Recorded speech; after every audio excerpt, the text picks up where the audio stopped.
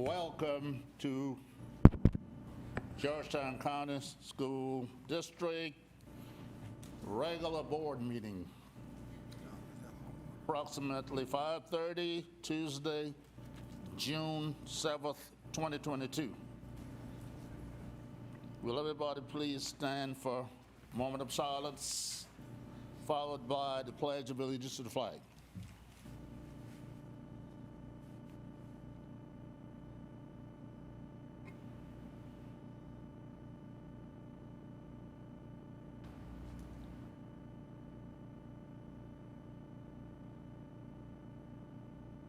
Amen. I pledge allegiance to the flag of the United States of America and to the republic for which it stands, one nation, under God, indivisible, with liberty and justice for all. Next on the agenda, we have some recognitions. I think we can meet out there. Mr. Kevin Mason. That's right. Okay, all right. Do we have anybody? Do you want me here? Do we have some folks? Mr. Cohen?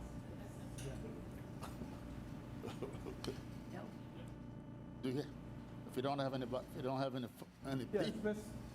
Miss Gray is here. If I could address the board just 1 second, I just want to say a couple of things about. It's a pleasure to be here tonight. Thank you for having me. My name is Kevin Mason. I'm with the Public Charter School Alliance of South Carolina. We have the pleasure of working with, not only working with, but supporting charter schools all across South Carolina, regardless of how they are sponsored, regardless of their mission, their model. We get to support them in their educational avenues, regardless of any of that.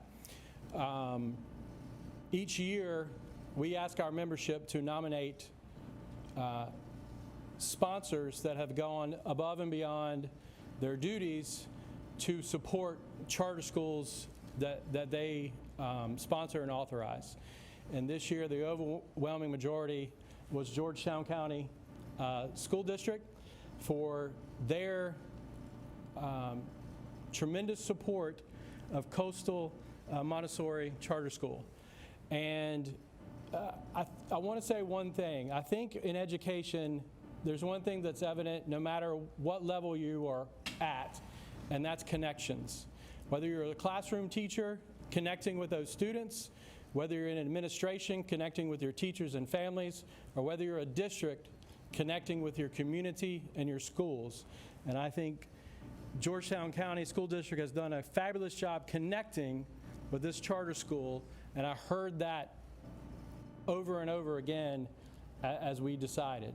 So this year I want to recognize for the 21-22 school year, South Carolina Charter School Sponsor of the Year, proudly presented to Georgetown County School District in recognition of your exemplary service to charter schools.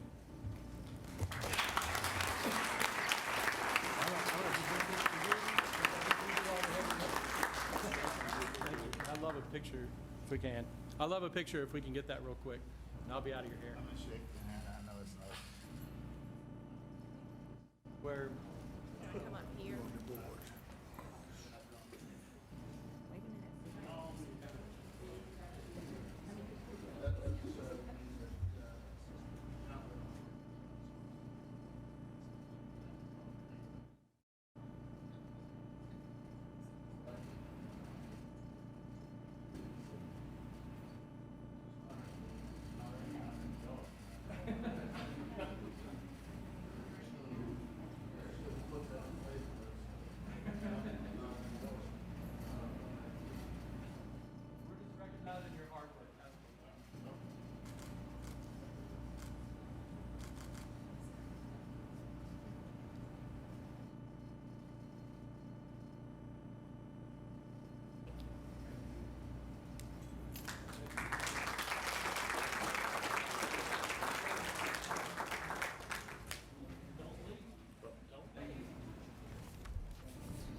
You good? No, you good, sir. Dr. Rivera, y'all need to stay.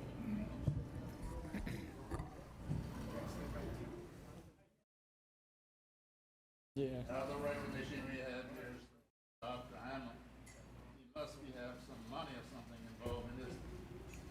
Maybe stuff to do with it. Or could it be another reason that he's so cheerful tonight? I'm gonna leave that alone. Thank you, sir. Good evening, Chairman Lance, members of the board, Mr. Price, district staff, and guests. The first recognition tonight, I have the honor of presenting National Merit Scholarship recipient, Miss Olivia Johnson, to you. And I'm going to have her come forward at this time.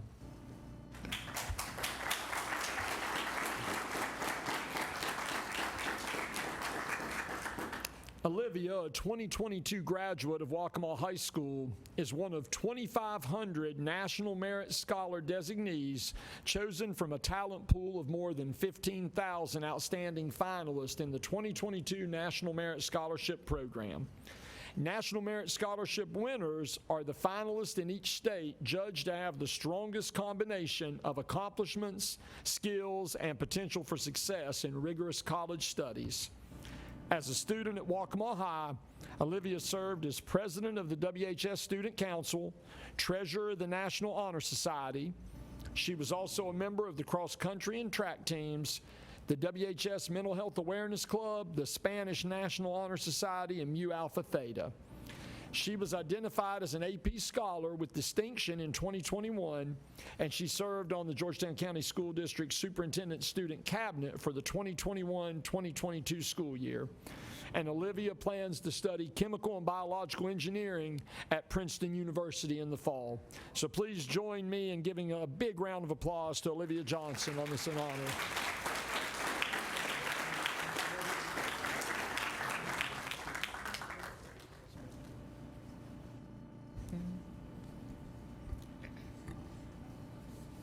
Congratulations.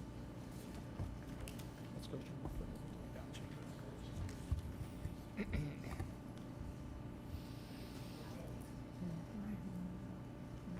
Chrissy does this so well. She does, doesn't She she? gets them all perfect. No, she does.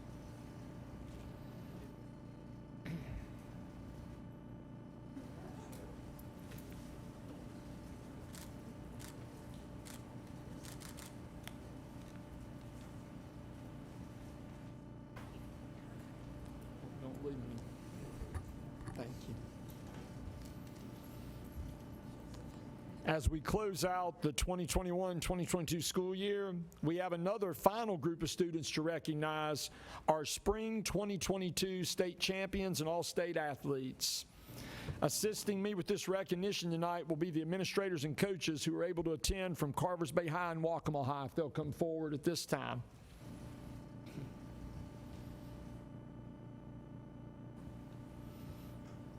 Our first recognition tonight is Mr. Elijah Fesperman from Carvers Bay High. He is the Class 1A state champion in golf. Congratulations, Elijah.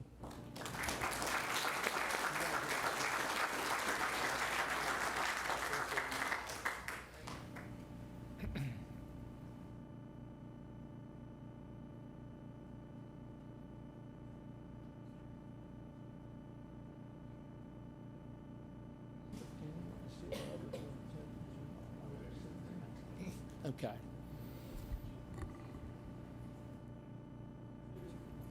Go ahead. Hold on, they want your picture, sir. Thank you.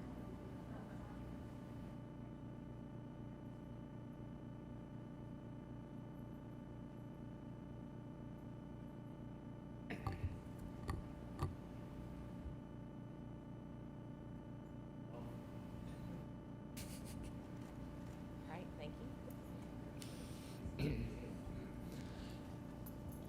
Our second state champion is not in attendance tonight, but we'd still like to recognize Miss Gia Leone from Waccamaw High School. She is the Class 3A state champion in the 1,600 meters in track.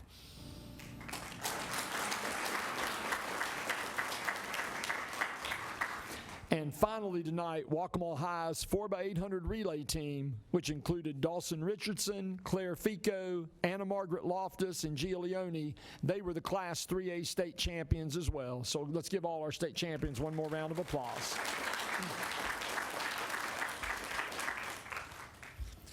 Additionally, tonight, 15 Georgetown County School District student athletes were named all-state teams during this year's spring sports season.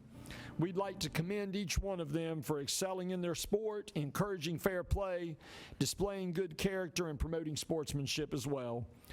Our first recognition students are from Carvers Bay High School. They had 2 students named to an all-state team.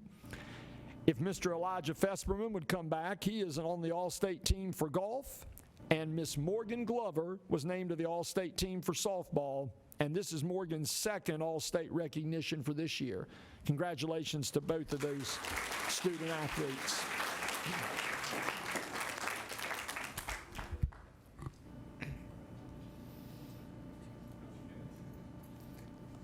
One more picture, Elijah. Yeah, you good. Thank you.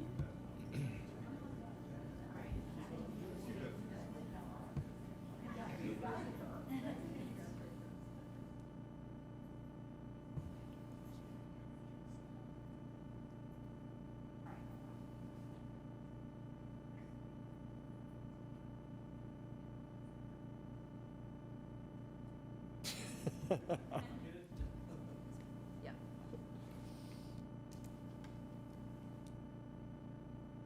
On 3, 1, 2.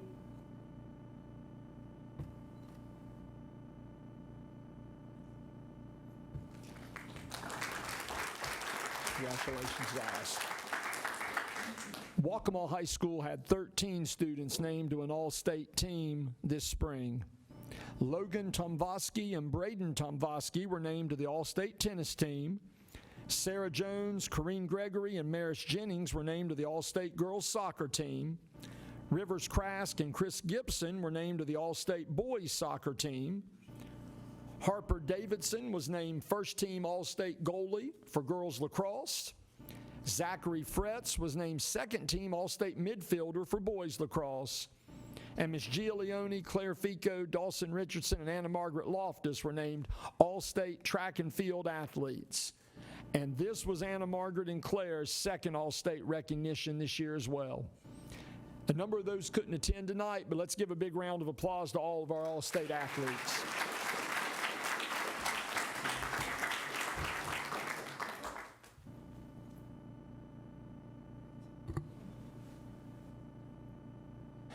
There we go.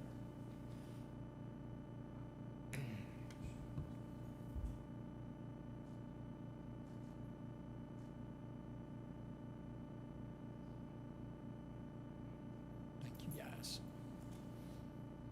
Congratulations.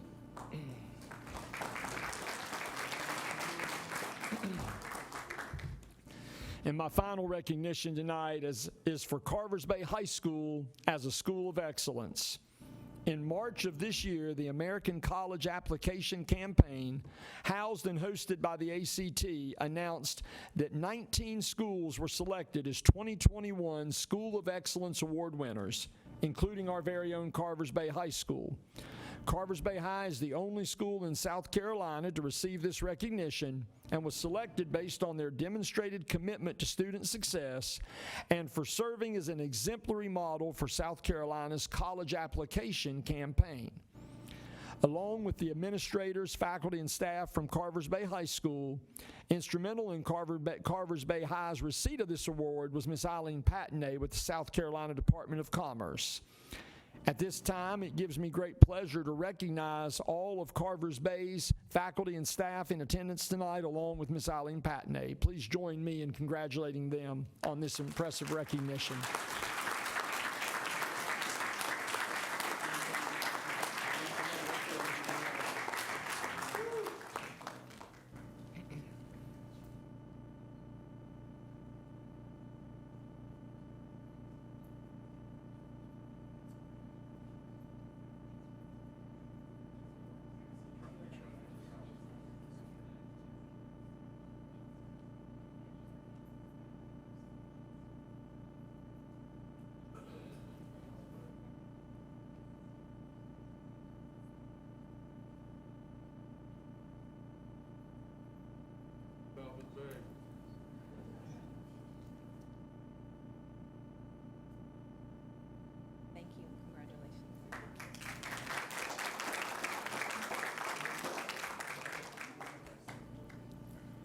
One more.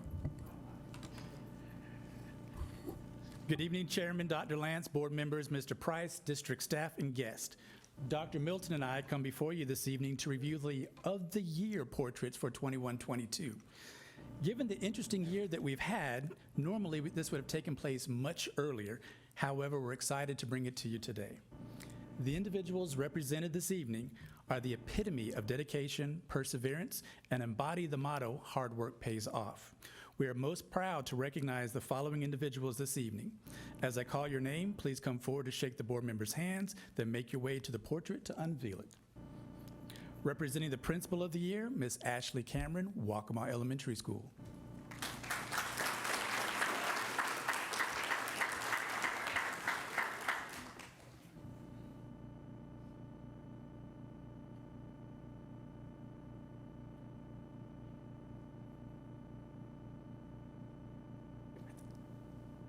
Yes, ma'am, just flip it up. There you go.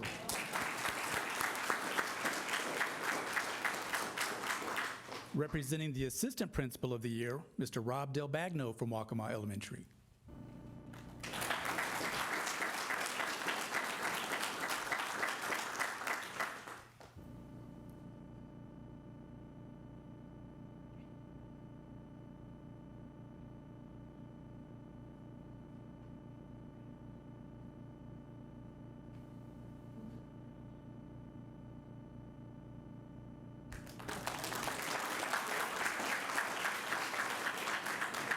Representing the Teacher of the Year, Maricel Gonzalez, Waccamaw High School.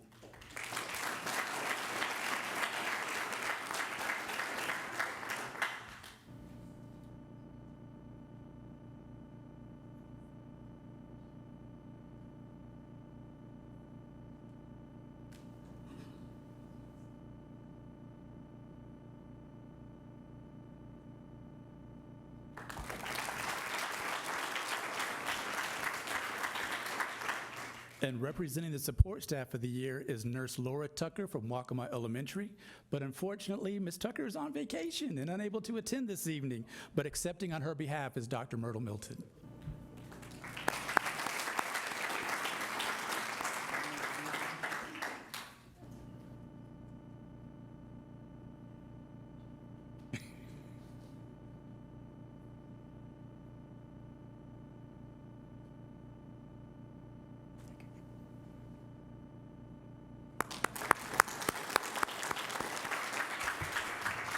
And then if you could all just hold your portraits up one more time so we can give you another round of applause.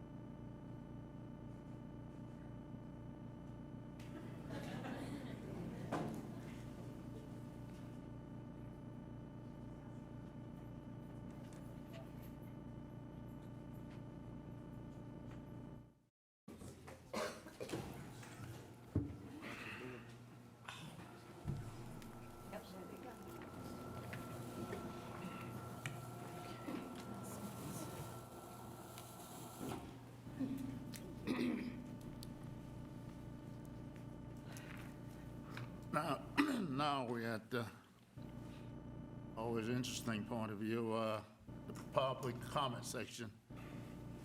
I've received 2 of these, and based on what I'm seeing, we got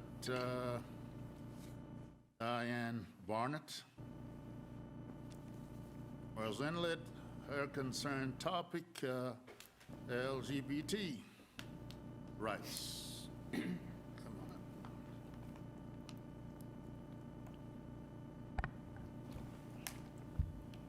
Am I good to start, sir? Yeah, oh yeah, that's good. Happy Pride Month.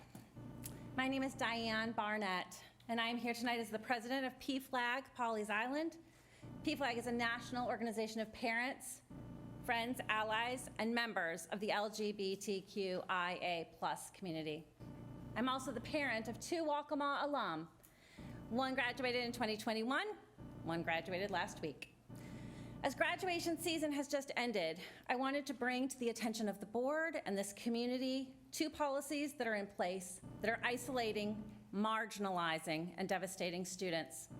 The yearbook and graduation mark important moments and milestones for graduating seniors. These 2 events should never be seen as a barrier to education and to inclusion, although that is what they now are.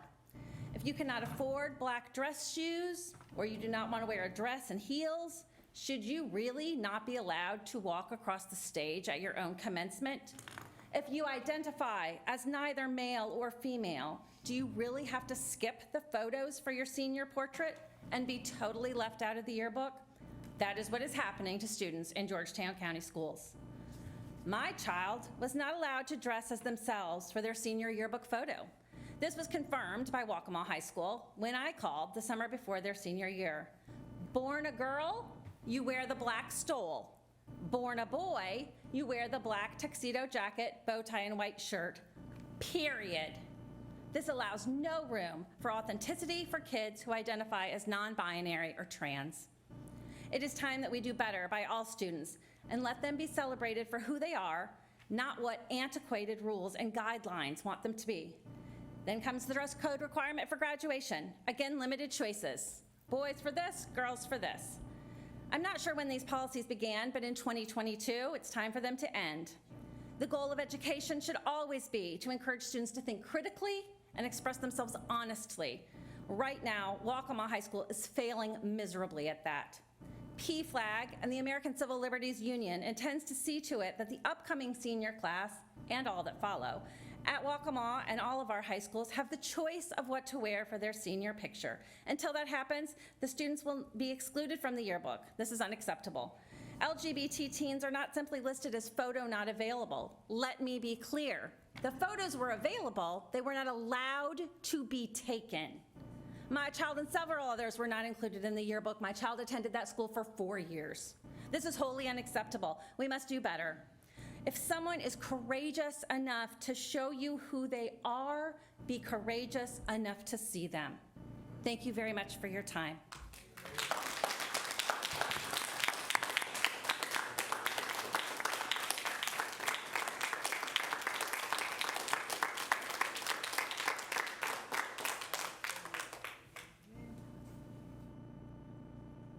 Next on the list, we have Marvin Neal again, this time hiring practices.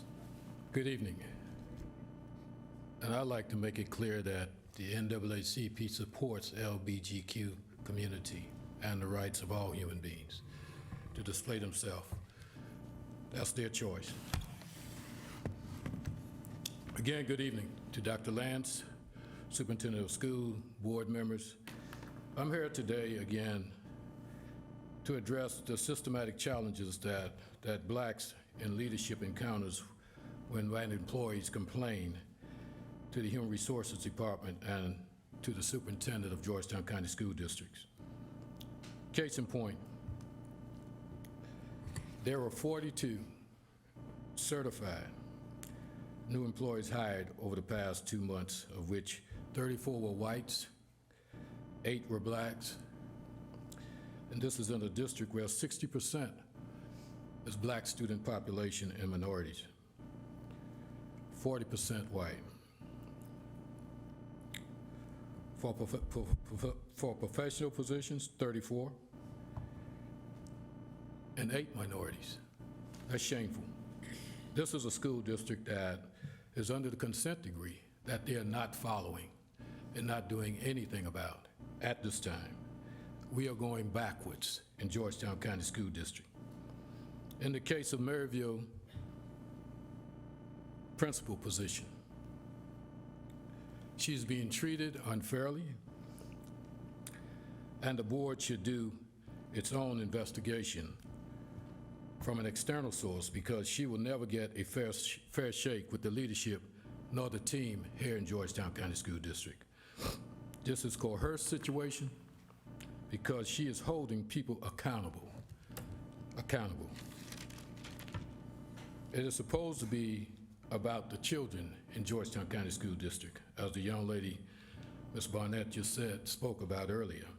Not teachers that are set in their own old ways, that is rejecting change and being supervised by a black woman in a majority minority school, which is 62% black, Maryville. A white teacher would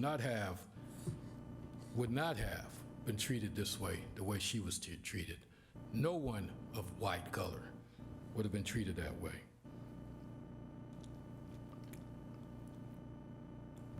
Dr. Lance, Ms. Hamill, I know you're not here tonight, but you're on the screen, and Dr. Cafaro can attest to that if the truth is to be told. And I think the truth will be told. As it relates to classified employees, you don't have to give raises across the board. That's a choice.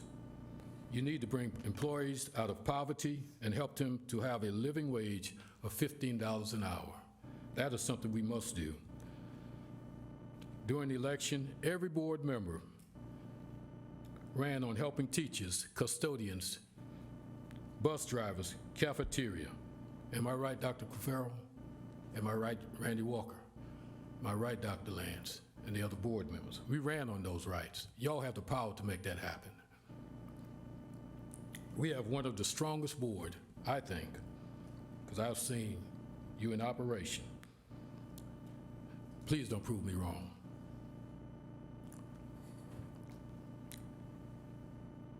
Now it's time to show that strength and do those things that not only that you ran on, those things that is right. It's only humanly right, and it's unhumane for people in Georgetown County School District, where we are overstacked at the top, paying retired six-figure job personnel, still giving them raise when they should have been gone home a long time ago. There's no accession plan, obviously, here in Georgetown County School District. No one is that important. No one is indispensable. We are going backwards. And this relates back again to the 1997 consent decree order imposed by the Department of Justice, employed by the NAACP Georgetown. Leadership needs to be demonstrated, and now is the time. It's not about performance, it's about production. It's time to produce and do what we say we're going to do. Still looking for leadership in Georgetown County School District. Interviewed five persons for the principal position in Maryville, one minority, and a 62% majority black school. Those things need to be pointed out, because sometimes I think you miss when you're looking at approving those personnel lists. You're gonna have to kind of cool it down. Thank you. The HR office here in Georgetown needs an external investigation, because there's too much going on wrong with this to say we don't have enough black employee in professional positions in Georgetown County School District, certified position. We have some schools where they're satisfied when they have an assistant and a principal, both white, but in other schools, that cannot happen based on the school where it's at. I think y'all need to look at the personnel list, and I think the board needs to have an opportunity to observe these interviews that's going on, because there's a lot of good old boys still going in the school district, and we need to clean that up, because we're not going to get better until we become more diverse and inclusive, and everybody should make a difference here, and every child should have an opportunity. And we are about children first, not the wives, not the children of those who work in the school district. Thank you for your time, and congratulations to all the schools and all the students that did well and got notified here tonight. God bless you.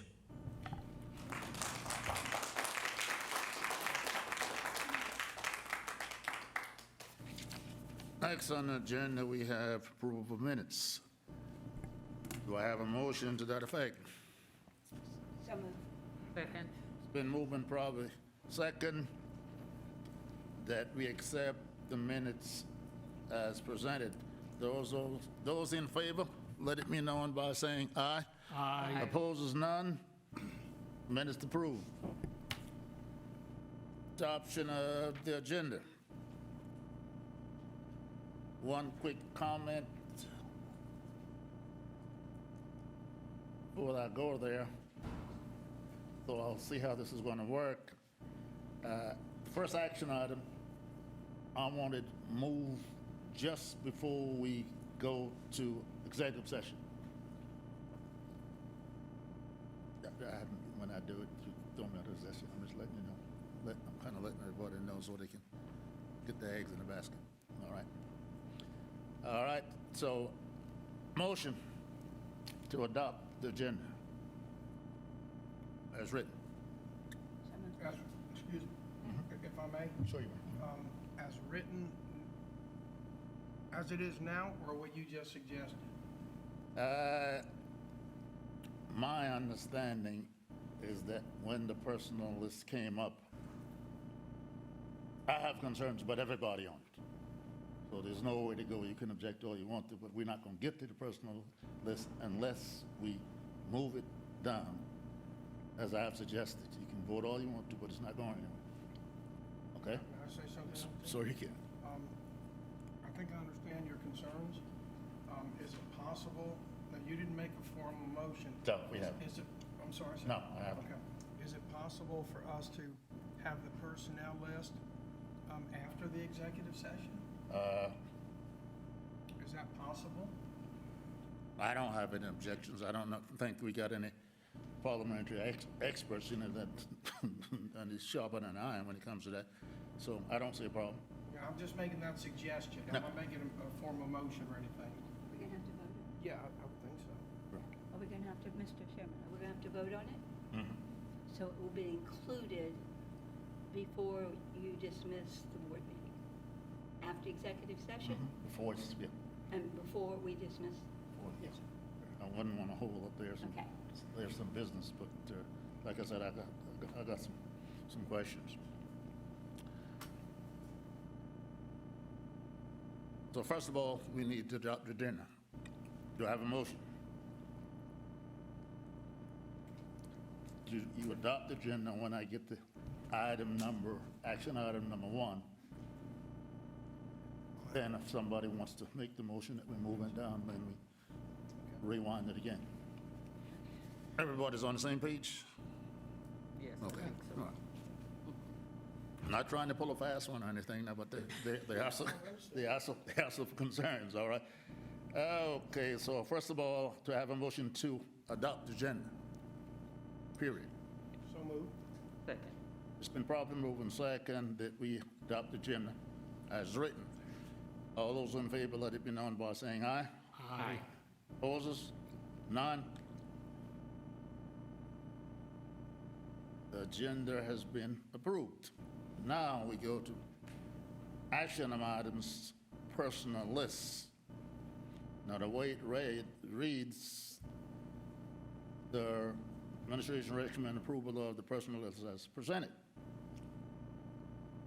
And of course, that's the one that needs to be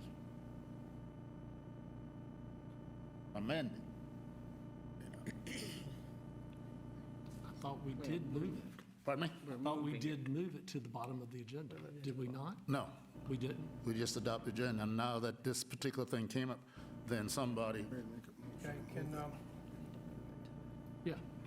I'd like to make a motion, Mr. Chair, that we move the item 1 personnel list to after the executive session, following the executive session. you've heard the motion, do I have a second on that? No, it's been moved and proper. Second, listen carefully, Mr. Secretary, that we move personnel list concerns until after executive session. Objection? Question?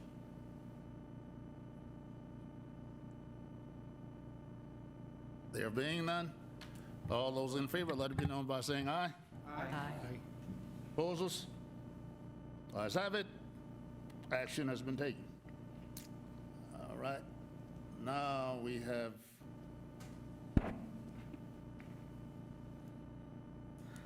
Mr. Collins. Approval of the Coastal Montessori Charter School contract amendment. Good evening, Dr. Lance, board members, Mr. Price, cabinet members, and guests. At the last board meeting, I presented an amendment to the Coastal Montessori School Charter that would make it in line with current practices. Just for a refresher, it's on your screen on page 6, letter D. We had some concerns about that when the Montessori Charter was presented a few months ago. So we went back and did some investigation, and we concluded that the verbiage was wrong. So we actually are proposing to change that verbiage to make sure that it is aligned with current practices. And we want to make sure that everyone knows that Coastal Montessori Charter School has the same assessments that our students receive, or are receiving the same assessments that our students are receiving in the traditional school as well. So the wording on page 6, letter D, just basically is amended to show that those assessments are the same set assessments that the students are receiving in the traditional schools.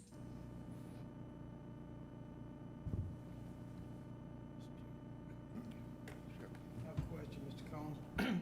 Under section 9, personnel, this might be well, I think it's an important item, where it says background checks, 9.2. I know in our school district, anytime, not just employees, but volunteers, those who wish to volunteer, there are background checks on them as well. I didn't see anything in this document that had background checks dealing with volunteers. Did I miss something? That's probably not stated. I'll refer to Ms. Gray in regards to background checks for volunteers.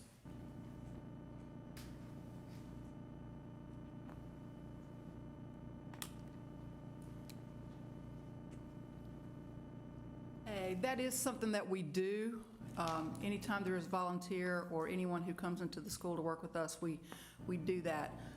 Don't know that it's in this document, just something I haven't thought about, but that is a practice that we follow. As a matter of fact, we run those through Georgetown County School District. And like I said, just as a point of concern, Right, perhaps right. you'd like to add that in there some way, because to be consistent with our policy as well. Okay, thank you. Thank you so much, Okay. Ms. Gray, thank you. Thank you, Mr. Combs. All right, so there's a recommendation. We can go back and make that, or we can go ahead and have Dr. Lance sign off as the charter sponsor. It's your pleasure. No. I'm gonna put it out there. Administration recommends approval of the Coastal Montessori Charter School contract as amended and as presented. So moved. Second. It's been moved and properly second. All those in favor, let it be known by saying aye. Aye. Opposers? None ayes have it. Motion is carried. Thank you.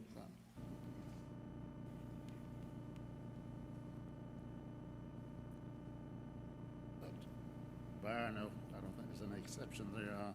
Administration recommends the approval of a Georgetown County residents' request to release from Georgetown County School District for the 2022-2023 school year. Do I have a motion? So moved. Second. It's been moved and properly second that we accept the out-of-district transfer request. All those in favor, let it be known by saying aye. Aye. Opposers, none, ayes have it. Motion's carried. Now we're back to Ms. Lindsay and Thompson, Mr. Waters, to play safety plans and drills. One more time. One more time. Let's see what happens. Good evening, Chairman Lance, members of the board, and Mr. Price virtually. We have been asked to bring this policy back after some discussion and some debate, I guess, last week. And as you all know, I have the distinct pleasure of presenting all the policies to you, but sometimes it helps to defer to the department that it came from. So I'm going to probably defer most of these issues and explanations to Mr. Walters, because this is his area of specialty, but I am over here for help. Thank you. Good evening, Mr. Chairman, board members, Mr. Price. And so Yeah, we probably didn't do as good a job as we could have explaining this last time, so we appreciate the opportunity to come back before you tonight and maybe clarify some things for you. So when the law about emergency drills got changed by the legislature, that in turn required a change in policies. So the South Carolina School Board Association wrote a model policy, and it was sent to all districts. And so that was the basis of the policy that we presented to you previously. The only changes that were made to that policy were, first of all, they didn't have students in the first paragraph listed as some of the stakeholders. We thought that was extremely important and needed to be added. Further down, it had a place to identify somebody responsible for facility assessments. We wanted to make that designation, and so that is where it says the building manager or designee would be the responsible person for that. The next one is one that Ms. Thompson looked at there with her legal skills and said this list is limited of the things that were included there. So if we change, instead of just saying address the items in that list, if we put include but not limited to, it could be broader than that without having to come back before you and change the policy again. So that was more of a legal issue with that one. The next one's probably the most important one, and that was where we added the term on a monthly basis. I think the perception may have been last time that because the law says only 2 fire drills a year, is that's what we were advocating. It is not. If we follow this policy as written, if we have an earthquake drill, a tornado drill, an active shooter drill each semester, that's 4. That means we'd have 6 fire drills a year because we'd have to have an emergency drill every month. So this would be more than what the law requires, but we're mandating it happen. Certainly we can do even more than that if necessary. And then the final change, and this was in discussion with Mr. Price, and certainly the events of the last month have brought that to everybody's attention, is changing from having the fire drill within the first 10 days to having the active shooter drill within the first 10 days. So hopefully that will clarify any confusion that may have occurred last time. And I'm sorry we didn't do a better job of coming across with that. But essentially with those changes, this is the model School Board Association policy.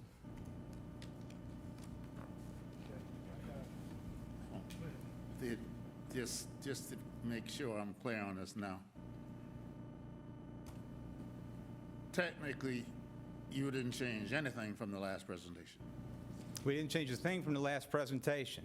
The only thing we sent you was the additional document to show what the School Board Association policy said, because the one we sent you had a lot of things with things stricken through and things underlined and of that. So we thought a clean copy of what came from Columbia might be helpful with highlighted just the things that we added to it. It's the exact same thing that was brought before you before. So from what I gathered the last time around, they want it written down that it has to be more than what's the minimum, all right? We're asking you to make it more than what the state law says.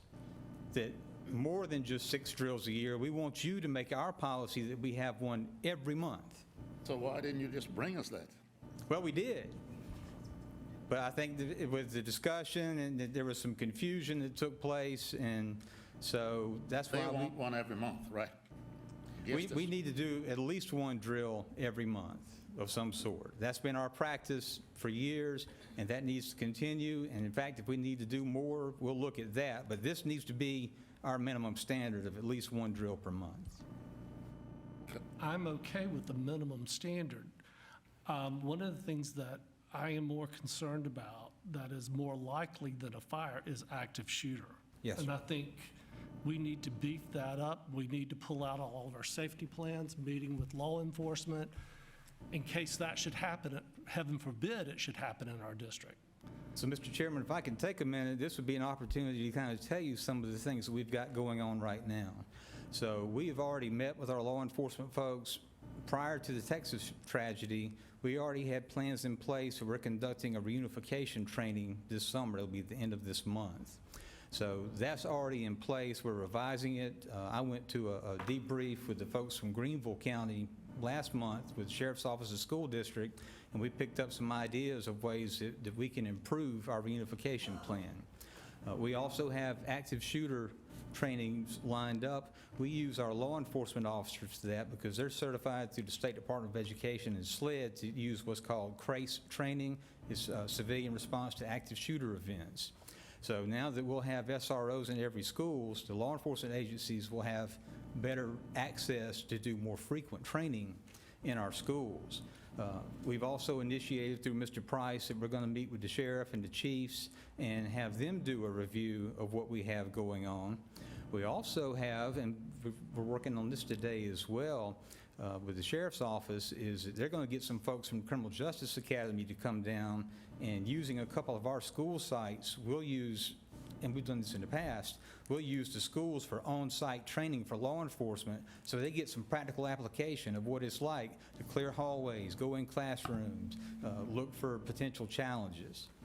So all of these things are either were in process or are in process. I just Why think, not just put 9 into policy and any other, and all these other things that you want to add? Hey, if they have 14, 15, I mean, just, I think they want a mandated 9 fire drills without the additional, like earthquakes, hurricanes. You know, and when I was a principal a million years ago, I used to do surprises. And I think, Dr. Lance, that may have been where some of the confusion came in last time, is we cannot eliminate the tornado drill, the I didn't say earthquake drill. eliminate. Yeah, we have to do all of those. I didn't say eliminate. Yes, sir. I saw alongside the 9 fire drills. They can figure a way out to have it. You know, sometimes they can have 2. Certainly, if it's the board's desire, it's what you decide to vote on. That's what they If- told you if the last time. Yes. So well, last time, I think what happened was it got voted not to accept this proposal, but I think if you want to amend it, Sure, absolutely. We could, if you also chose, we could go to the heading fire drills, and then we can change that wording. Schools will conduct at a minimum.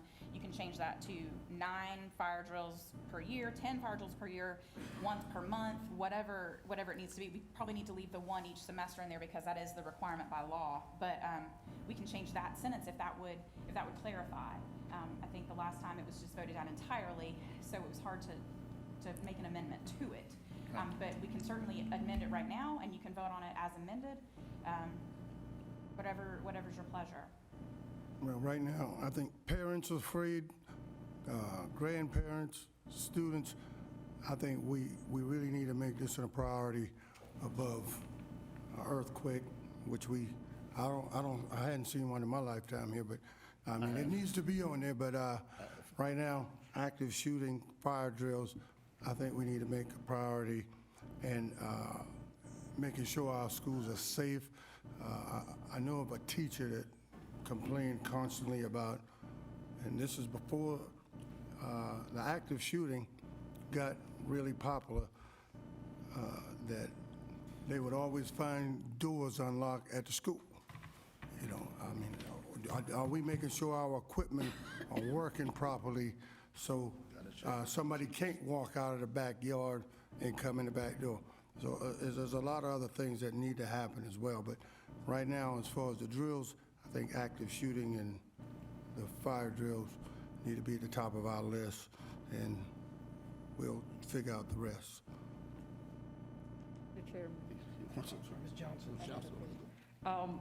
how will this affect instructional time? well, and that's a question, and that was one of the reasons that the legislature went back and changed the law to reduce the number that were required.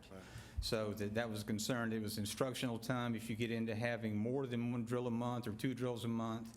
So they were trying to strike a balance and then give districts a latitude, say, here's our minimum, you can do more than that. What we've done is bring back to you and say, well, we think we should go beyond what their minimum is. This is what we think Georgetown County School District's minimum should be. So again, if it's passed as written, there's nothing to say you can't have one every month, twice a month, whatever. Certainly as circumstances dictate, you know, anytime one of these events takes place, that typically brings out a response in schools that we're going to go back and we're going to have another drill anyway, just to make sure that we're on top of what we need to be doing. whether it's a lockdown drill or secure or hold drill. Those are the new terms for those. So it's just how much do you want to go into the policy? Because when it goes into the policy, then it's a standard we can't deviate from. So it's always easier to do more, but whatever we put in the policy, we cannot do less. May I ask a Not sure about that question. Do the administrators routinely go down the halls and check and make sure all of the classroom doors are locked? That's been my observation, that they do that, and not just the administrators, our building managers and custodians, certainly me and my folks, when we're in the schools, we use crossing guards making up hours in the schools. That's part of what they do, is go rattle doorknobs, pull doors shut. You've probably heard it said before that our security is only as good as its weakest link. We can have the best equipment, the best policies and procedures, but if they're not followed, then it could be disastrous. And so we try to make sure that that happens. We've had forever that all classroom doors stay closed and locked, but enforcing that certainly can be a challenge. How about the outside doors? Is there any way, any kind of notification if a door is propped open that somebody in the office would know? There are things, and we're looking at some of those solutions for that would set off alarms if a door is open or if it stays open for a certain length of time. But we're being realistic too. I met with a vendor this morning over Zoom that had one that I was very interested in their product, and when we got down to talking price, it was going to be something that we could get it, but it would be $1.2 million for 4 years. So I understand there's a balance in there too. We have to bring you realistic proposals when it comes to money. So we're looking at lots of options. We've got a couple of programs that we probably will come back to you and ask for funding for in regards to physical security. We're definitely working on our training aspects too. We talk a lot about learning loss with our kids and all that, but we also have learning loss when it comes to safety practices and procedures. So we've got to work on rebuilding that and reinforcing it as well. Do we still have cameras on all of those? We have an extensive camera system. We're still adding cameras. There's new cameras with new capabilities that we're putting in. Into the front office? We do. Right? So every front door has a camera that's monitored by the front office and before they buzz somebody in. How about that door in the back of the school? Does it have the camera? There's cameras around all the exterior doors. Not every door has buzzers on them. The doors that are mainly used, like elementary schools where the kids are coming in from recess, the swipe cards would be there so they can get back in the building. It's time for us to come up to date where we can get notification if somebody come in anywhere. I don't care if it's the front, side, or back. We need up-to-date equipment so we can have notification. Well, like I say, we're meeting with vendors, we're looking at it. One of the bad things that happens after one of these tragedies, though, is that we get inundated with people trying to sell goods and services. Some of them are reputable and worthy of consideration, and some of them are, I guess, what you used to call snake oil. So we have to kind of sift through those as well. So, but we're looking at a lot of things. We're always looking for ways to improve and do better with our security. There's nothing more important than that. And I want to say, as a board, you've been very generous in supporting that over the years.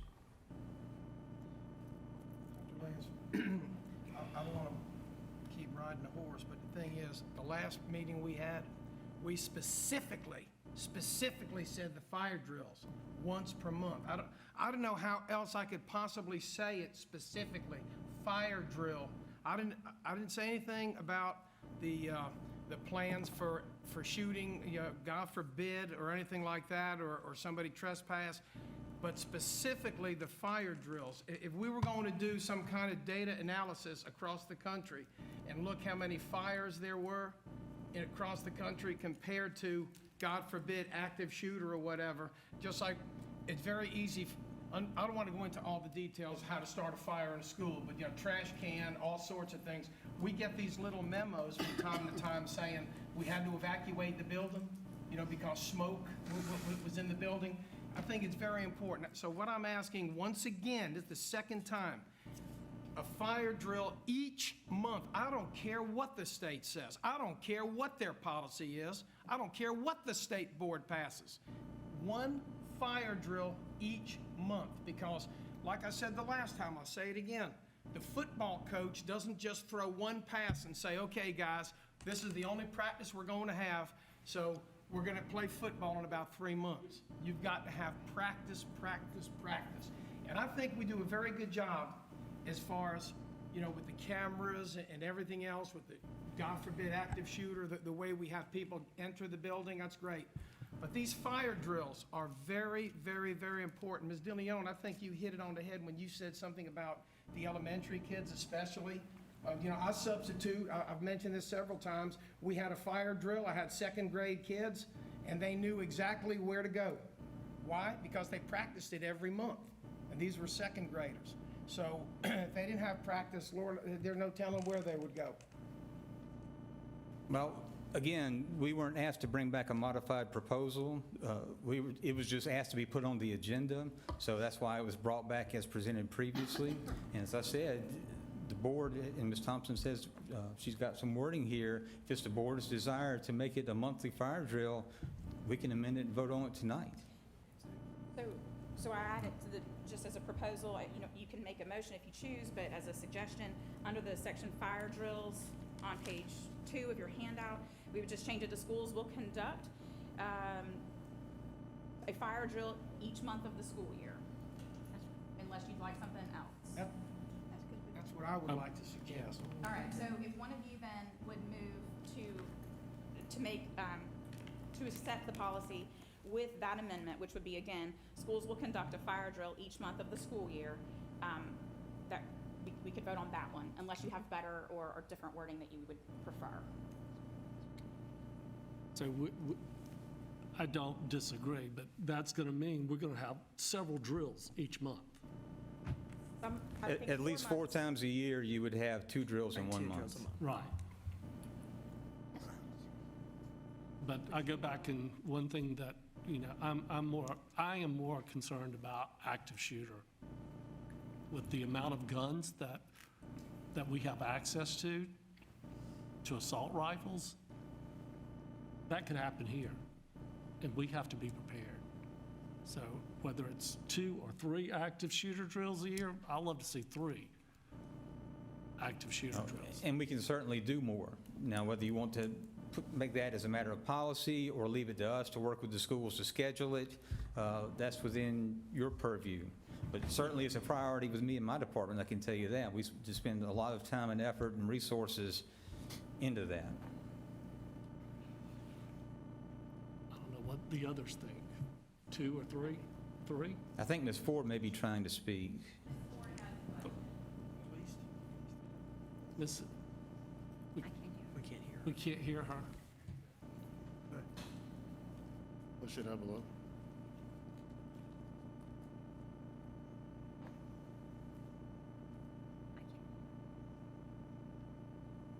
Hold on. A little more volume, please. Ms. Ford, I don't mean to interrupt you, but we can't hear you, so we're trying to fix the technical issue. If you could just hold on for 1 second, and we'll let you repeat that. We just couldn't hear anything you said.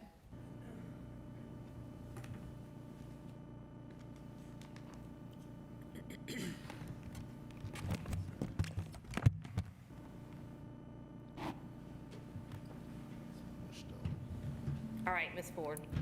Is this better? Yes. Okay.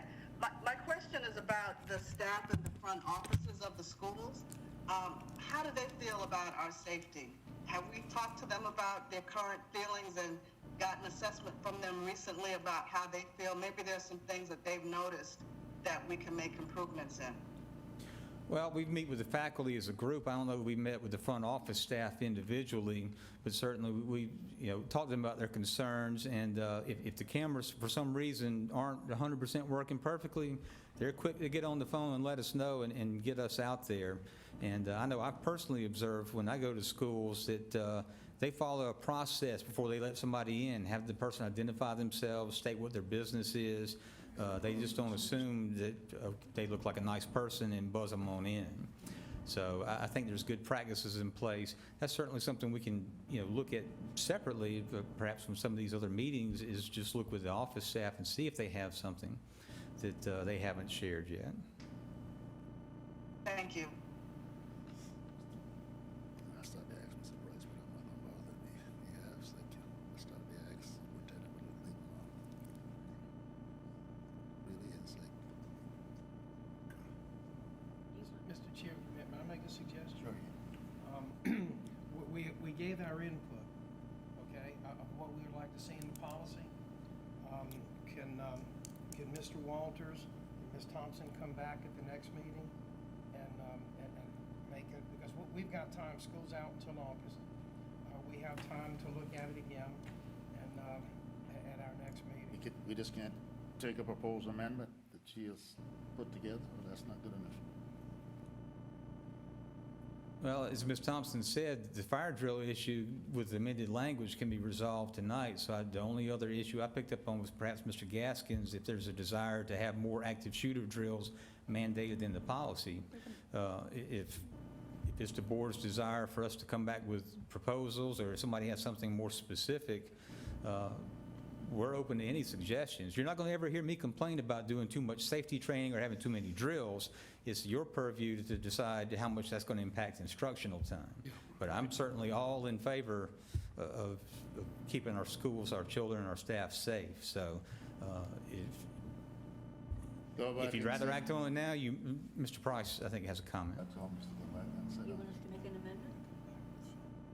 Let's let him go ahead, let's go ahead and amend it and vote. Dr. Lance, Mr. Price is trying to make a comment. I don't know if you can see him. Yeah. Can you hear me? Yes. Thank you. I appreciate the dialogue and discussion. It's very obvious that student safety and employee safety is paramount right now. It's a very sensitive topic.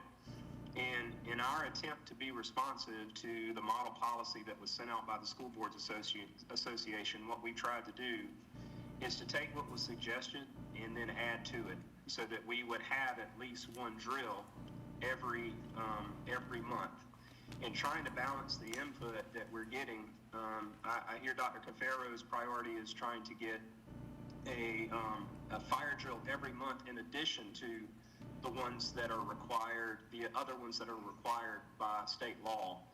And I hear Mr. Gaskins commenting on wanting to have more planned active shooter drills than what's required by law. And then I hear Ms. Johnson's comment about the concern of the impact on instructional time. So I'm hearing what everyone is saying, and everyone is making some very valid points, and our team is trying to find a balance to bring back to you something that everyone can be happy with, or at least the majority. So we're happy to try to be as responsive as possible. The challenging part is finding where the balance is between fire drills, active shooter drills, and the impact on instructional time. That's the challenge that we're faced with. I'd like to make a How long comment. did I'm sorry. Oh, no, it's okay. And as far as instructional time, I mean, obviously, as a million-year teacher, I understand about drills, and, it takes away from my classroom instruction. But it's also in life instruction, which is important for our children and our adults on our campuses, in that there is a there were 3 fires in my 30 years at Andrews High School. Luckily, no one was hurt. They were put out and those sort of things. But yes, it's a real issue. Active shooter, again, horrible, incomprehensible. But if our students and our faculty are instructed in this and it's a routine thing, then maybe we'll save lives and we'll get there. So I understand the academic instruction is obviously very important, and our loss of learning has been, but our life instruction is also very important, which is what we're trying to teach children also. It's not just about textbooks.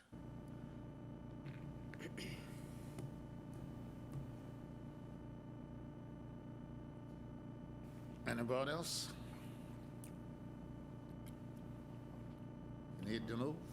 Either for, against, or no motion has been made? So have we Send them back. We haven't decided anything. Do we have to vote to amend these 2 areas on the fire drill and the active shooter? I move that we add, Hold on for a second.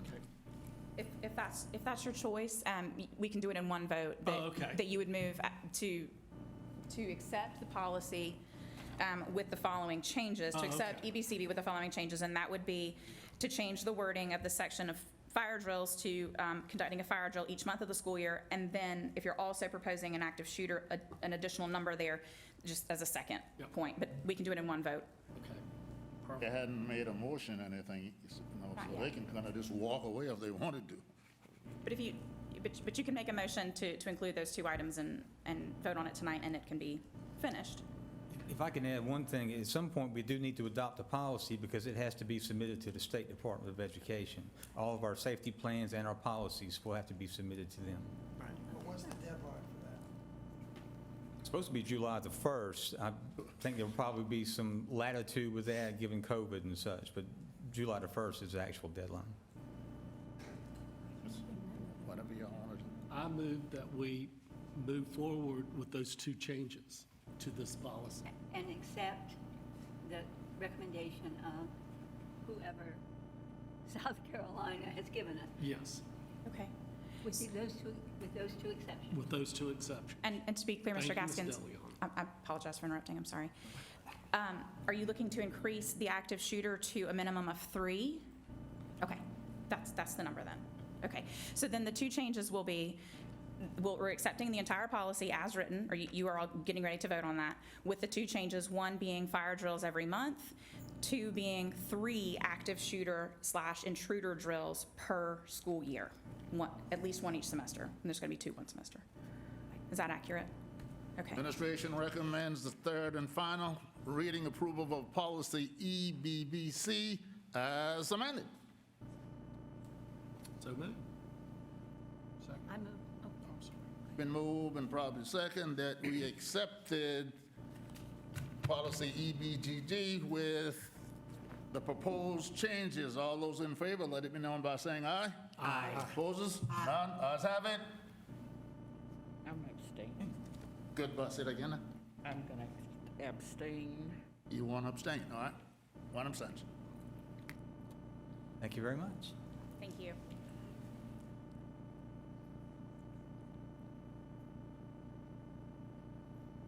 Okay, money talk. Look like we'll be here for a while. Dr. Lance, Ma'am. board members, and Mr. Price. Last meeting, we had Mr. Bob Dameron, Ms. Franny Heiser here to kind of go over our debt service plan and capital project funding plan with you. This is our annual borrow. We've done this every year for a number of years now. So we are asking you to adopt the resolution that won't exceed $5 million for us to be able to provide funding for annual maintenance and capital projects and pay the cost of issuing the bonds tonight. Do you have any questions about any of that? Question, anybody? You know exactly what she's talking about? Those of us who've been around know, but you guys over there, Money. any? Yeah, I read it. I No read doubt. through it, yeah. The administration recommends the board adopt a resolution authorizing not exceeding 5 million general obligation bonds, the proceeds of which will be used for the purpose of funding annual maintenance and capital projects and paying cost of issuance of the bonds. Have a motion? Second. It's been properly moved. I'm seconding that we accept the resolution regarding 8% general obligation bonds. All those in favor, let it be known by saying aye. Aye. Opposes, none. Ayes have it. Thank you, ma'am. Thank you. Now, the real money problems. Yes, sir. Now, if we could get into our 22-23 budget proposal presentation. Dr. Lance, board members, and Mr. Price, after our last meeting in May, we had several requests for some additional information, and that's what you've got in the first few pages of your presentation tonight that I'll go over with you. The first request for what our current fund balance in the general fund would probably be by the end of the year, what would be available. So the first two figures, the total fund balance and the unassigned fund balance at June 30th of 2021 is straight out of the audit. So that's set. And if you remember, back in September, and this is on page 2, back in September, the board voted to set aside fund balance to cover a hard work pays off bonus for all district employees. So that was about 1.3 million, and that would come out of the fund balance figure. So that would be an available fund balance of 15.3 million. Projecting revenues for 21-22, I ran the projections about March 31st. We should be pretty close to 100% collected. We may actually be slightly over because of some additional revenues from the boat taxes, delinquent taxes, and delinquent boat taxes this year. But I project that we will be 100% collected. With the expenditures, we are planning at this point that they would be about 91.8 million of our $93.2 million budget, and that, or $93.1 million budget. And those, the differences are the $800,000 that I have included in next year's budget to help offset some of the increases that we have. And then I've also allowed for the recurring positions that we put in ESSER so that we could save this money and put it in fund balance for another couple of years. So that is part of the savings that I think will go back to fund balance as well. So didn't plan it this way, but it actually comes out to about the same amount of available unassigned fund balance that I expect we'll have on June 30th, 2022. There may be more savings in the general fund expenditures due to some of the vacancies that took a while to fill and those kinds of things. It's really hard to project whether these are recurring or non-recurring savings. So we're still looking at it. We'll keep looking at it and bring you any updates. On page 3, the next request, did you have any fund balance questions? The next request was for an analysis of temporary help. These are the projections of costs for temporary help for the general fund only. It does not include any special revenue funds or food service. It also does not include contract services for subs with Kelly Services. These are the employees that are actually on our payroll. With temporary employees, we're talking about people who are working less than 32 hours a week? No, sir. Well, they could be. And in some cases, they're working a full 37.5-hour week, but they are not, do not have a letter of agreement or a contract. Okay.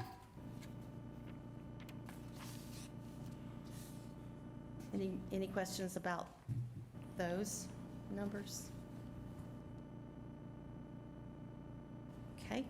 If you go to page 4, we were asked to research other districts that were similar in size, pupils in poverty percentages, and general fund budget amounts for districts that are close to what we are. So in this table, the ADM and the PIP is for pupils in poverty percentage. Those are the 21-22 numbers, so that they're current and up to date. The millage is the most recent, the next 4 columns is the most recent information that we have from the South Carolina Revenue and Fiscal Affairs Office. So for 1920, tax year 19 is school year 1920. You can see the ranges, the estimated value of their mills and hours.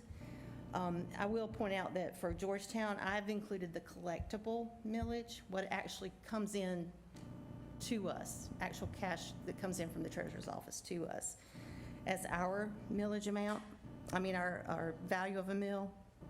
And you can see what % of our budget is funded by the millage and their budgets, and then their fiscal year 21-22 general fund operating budgets. Is that, Dr. Cavero, did that? Very, yeah, excellent, thank you. Good.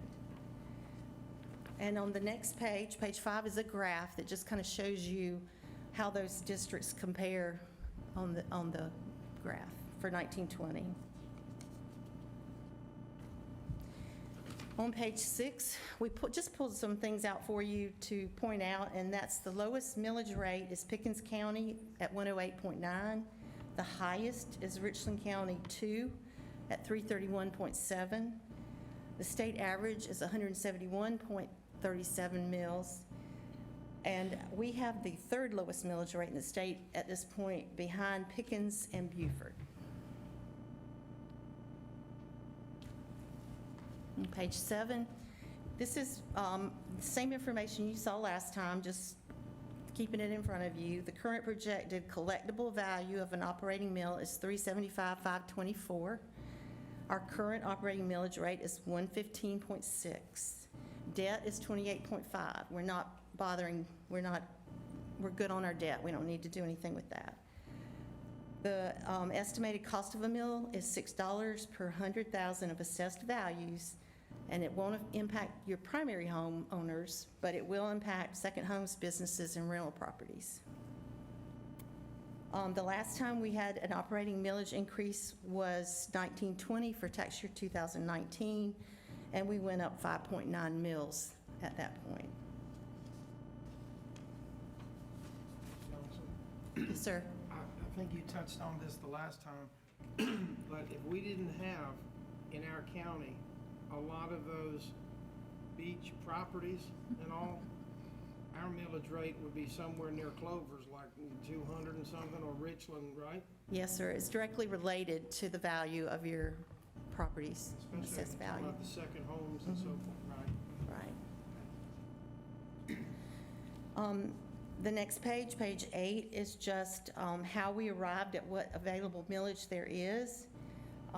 You can look back 3 previous years to come up with your millage, but we had already used 1920, so we've only included 2021, 21, 22, and then of course 22, 23. These percent allowed increases are set by the South Carolina Revenue and Fiscal Affairs Department, and it's based on the CPI rate and the population growth percentage increase for our county. What does CPI mean again? I'm sorry. Consumer Price Index. I'm sorry, I should have. And then page 9, from your November 21 meeting, we have listed your priorities and how they fell in order. We feel like the first 3 are all addressed in all of the proposals tonight. So number 4 was your main priority last year, and we began addressing that with our ESSER money in 2021. So proposal number 1, I'm not going to spend a lot of time on it because it's the one that you all actually told us you wanted to do a couple of different things with.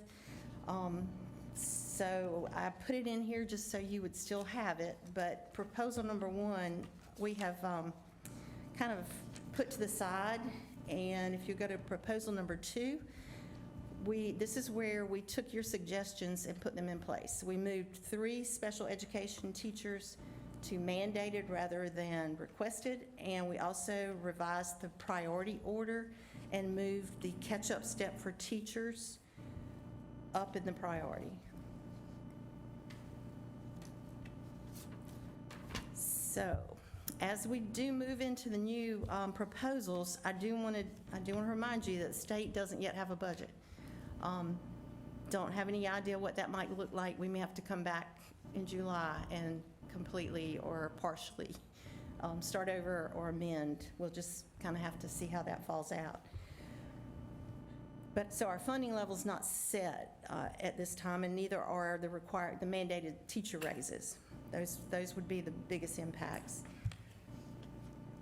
But on proposal number 2, the mandated amounts on this page 16 are the same as what you saw at the first meeting, which is the teacher increase of $2,000, which takes our beginning teacher, bachelor's, 0 years, from $38,555 to $40,555. Then you have a bus driver step and a bus driver increase of 5%, 3 special education teachers, and then we've got to increase employer retirement and group health insurance. So these are everything else is the same other than adding the 3 teachers, and that's $3,063,723. And if you'll go to the next page, these are all the same as the proposal number 1, other than we moved well, no, these are all the same. None of these changed. These would all be the same. The RN will go from $30,955 to $32,955. The subs we talked about. Do you have any questions about any of these amounts?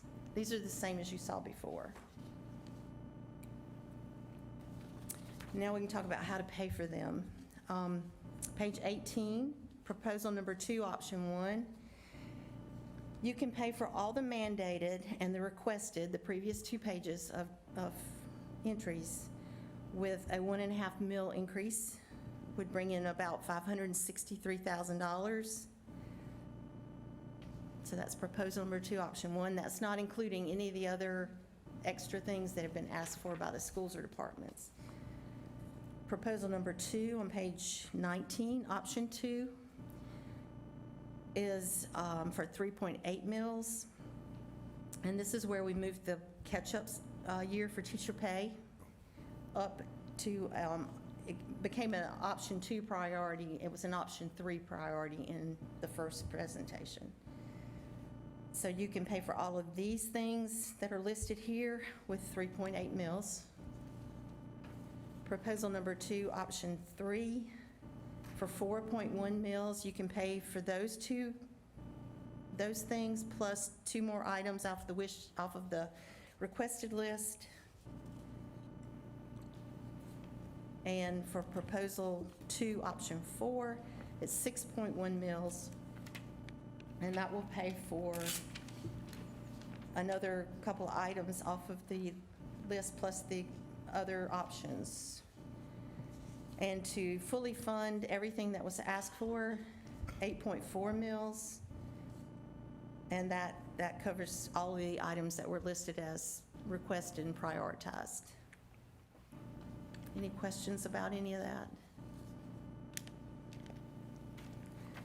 So on page 23 is a recap of that with just the dollars and the number of meals it would take to do each of those things. Excuse me, could I ask a question? Yes, ma'am. On option number 2, I guess I'm ignorant, but anyway, what is a JAG position? A JAG position is a program that we're eligible for, and I'm not an expert on it, but we're getting teacher positions. Mr. Price will address that one.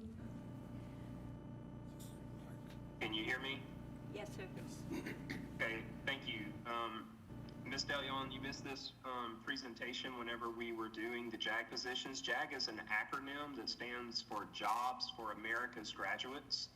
It's a grant-funded position that doesn't cover the teaching position completely, but these positions, the proposal is to add 4 of these JAG positions, 1 for each high school. And this teacher that would teach this curriculum would be working with students to help them gain employability skills and be prepared to be productive in society. Some of these students may go on to a 4-year college, a 2-year college, or straight into the work field. So this gives them training on soft skills and essential skills to be successful. The value that comes with it is from the state grant that's attached to these positions. And so we would basically be getting 1 teacher, and our commitment to it would only be $20,000. So it's a great bargain for the price to get a teacher position for that amount from our commitment. The rest of the salary and benefits and the curriculum that goes into this program would be paid for by the state grant. Thank you, sir. Yes, ma'am.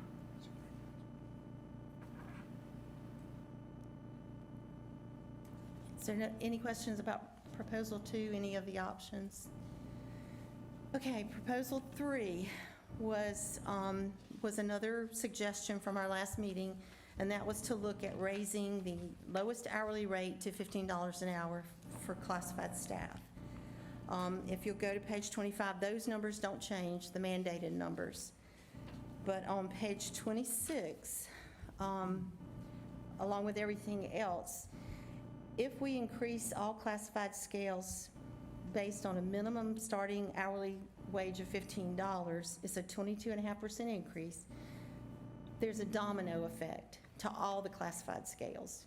If you don't handle it that way, you would have supervisors making equal to or less than who they're supervising, the employees that they're supervising. So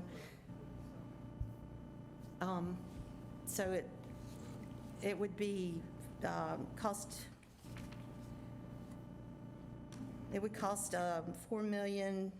We'd take all 11.3 mils to fund that, and it would still be 100, and the mandated raises, and still be $174,000 short. So we'd have to take something out of the budget or fund it from fund balance.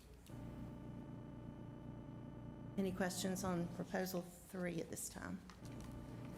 Is that 11.3 mil increase? Does that max out the availability of our? Yes, sir. Yes, sir. Okay.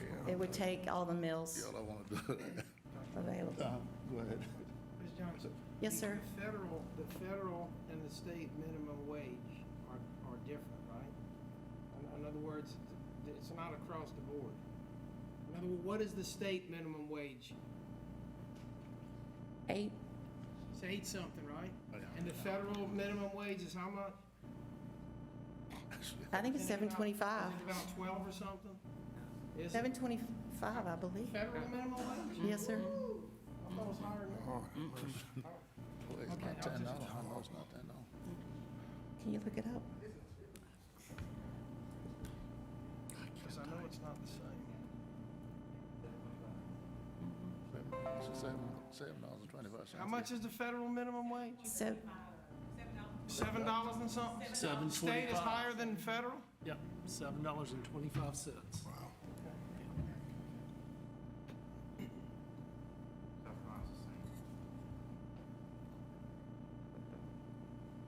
yes, ma'am.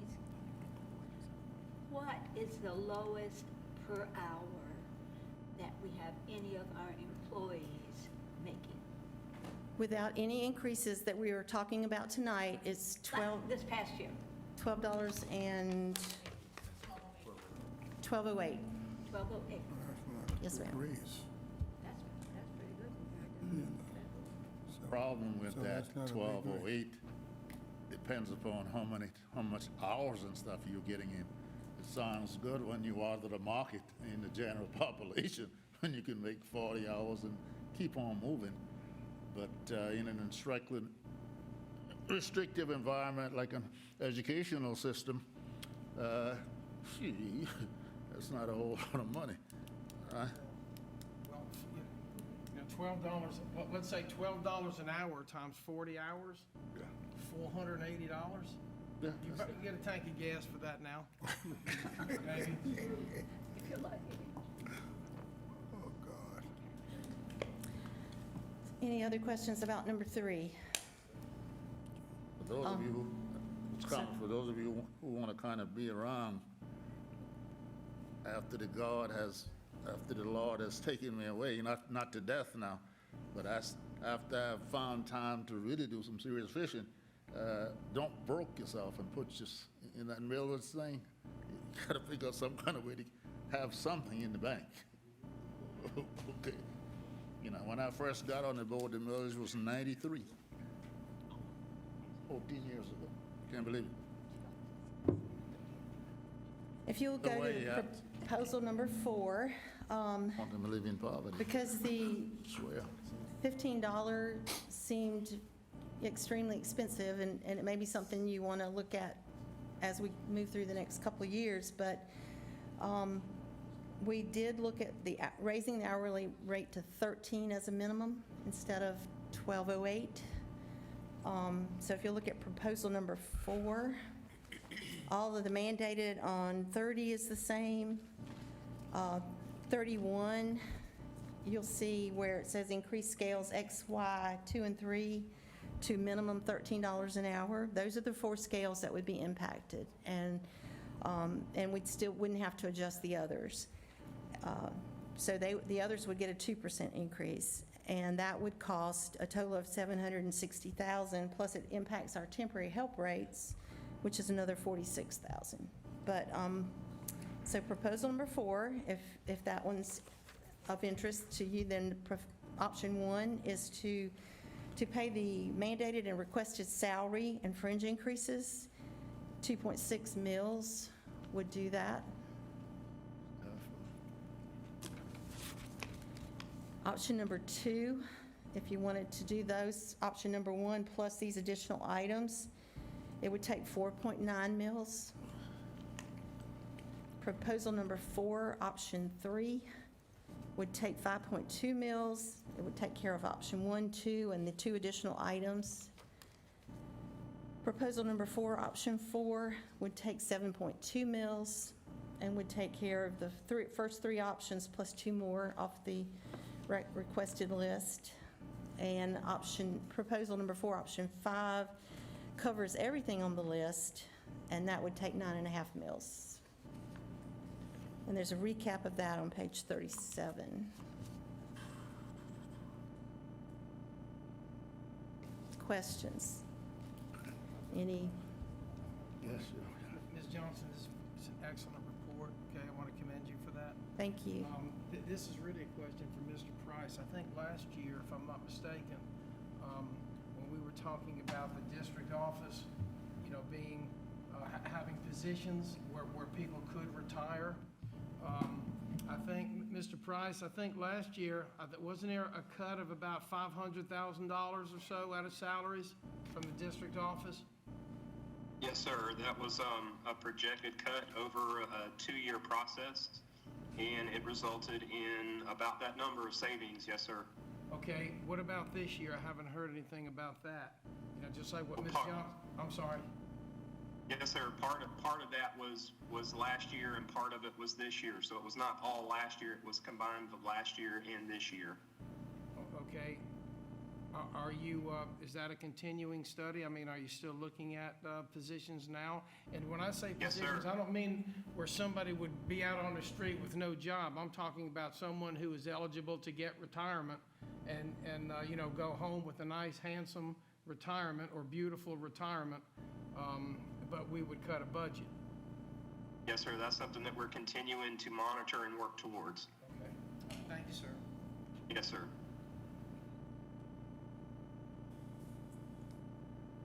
Ms. Hamill has a Ms. question. Hamill has a question.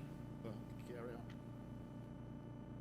on. Ms. Johnson, with there being a one-time expense of the 3rd step for the teachers, could that money not be taken from our reserve?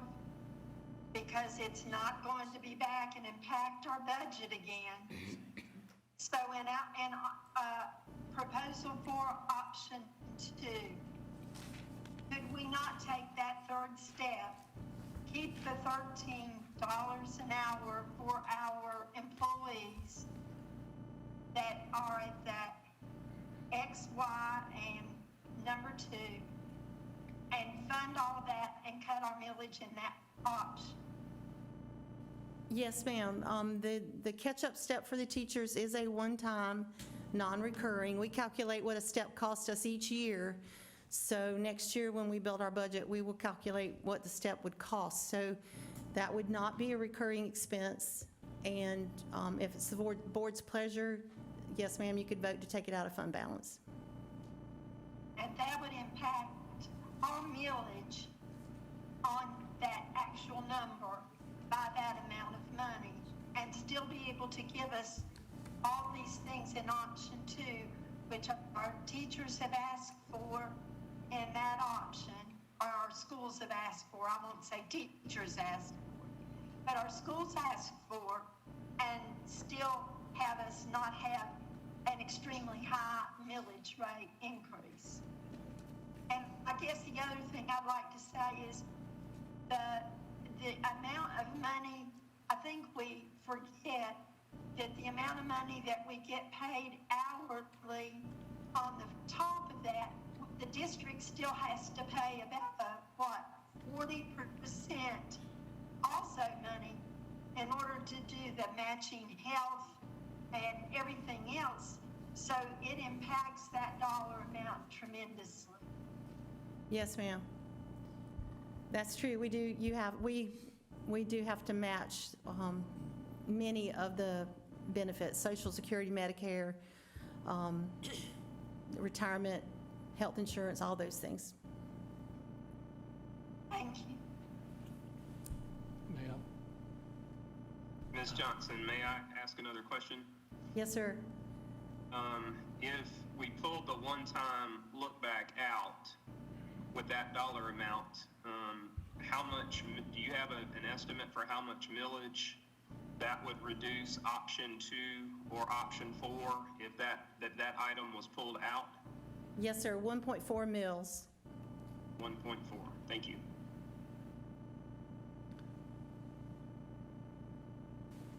I wish. I have a question. Yes, ma'am.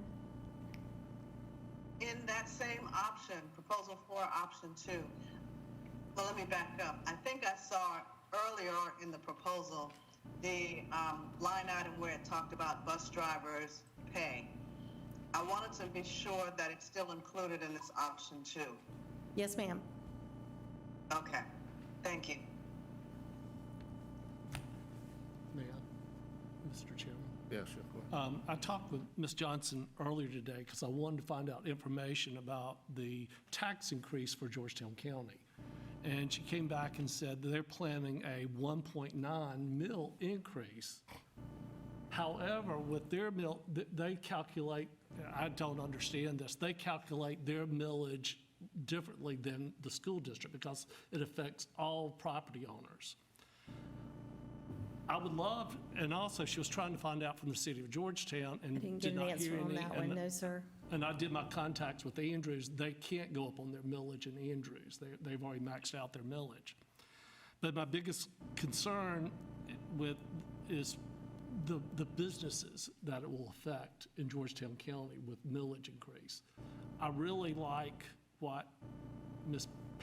Hamill has suggested with proposal 4, option 2, moving that amount of money, the catch-up year into the fund balance, which I think I calculate like a 3.5 mil increase. Yes, sir, that's what it would be, rather than the 4.9 that we've presented. Right. Then, in the next year, we can come back and look at these other things where we are. Hopefully, our economy is going to be better than it was. We hope. We hope. I bet it will. Cheaper. I'm optimistic. Gas would be cheaper. So, Any other questions? So just to kind of give you some background on why we need some answers tonight, state law does require us to advertise for the public hearing before the adoption of our 22-23 budget in at least one South Carolina newspaper of general circulation in our area. Notice must be given not less than 15 days in advance of the public hearing. So tonight, I would really need you all to choose the budget proposal number for us and the option with any changes that you want to vote on and how you plan, how we would fund those. And we can get ready for that public hearing and budget adoption. We will also need an extra meeting, and I think that's on the agenda after this, for June 28th, because of the time it takes the 15 days that we have to have the advertisement out there. Mr. Chairman? Yes, sir. I'd like to move the proposal I suggested forward. May I make that motion? Sure, go ahead. I move that we accept proposal 4, option 2, that will include moving that catch-up year for teacher pay or cost of living into the fund balance for an estimated millage of 3.5, if I'm saying that correctly. Yes, sir. It's an additional 3.5 mills, which would make our millage 119.4. And that would make our general fund budget, and Ms. Thompson's got that fill in the blank motion Okay. for y'all. All right. So she's going to get that ready, and then the budget amount would be now $97,206,883. Okay. Could you repeat that proposal for option 2, what the millage would be? Yes, ma'am. It would be an additional 3.5 mills, which would make our operating millage a total of 119.4. Because I'm looking at proposal for option 2, and it says millage 4.9. But that's, if we move that teacher catch-up step to fund balance, that reduces that by 1.4 mills.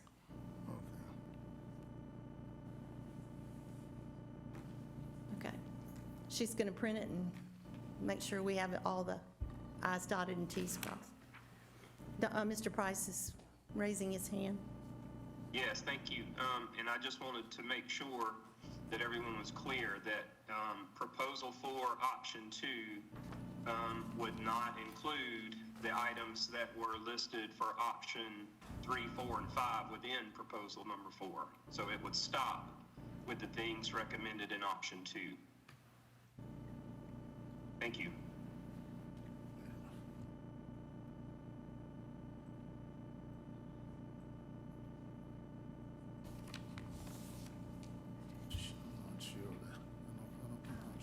We just want to make sure that we have it right, since there were so many choices.